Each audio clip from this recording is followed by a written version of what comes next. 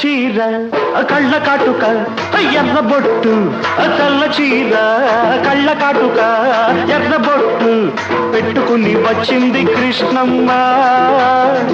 ఏదో కబురు పట్టుకొచ్చింది కృష్ణమ్మ ఆ కబురేమిటమ్మా ఈ పరుగెందుకమ్మా ఆ కబురేమిటమ్మా ఈ పరుగెందుకమ్మా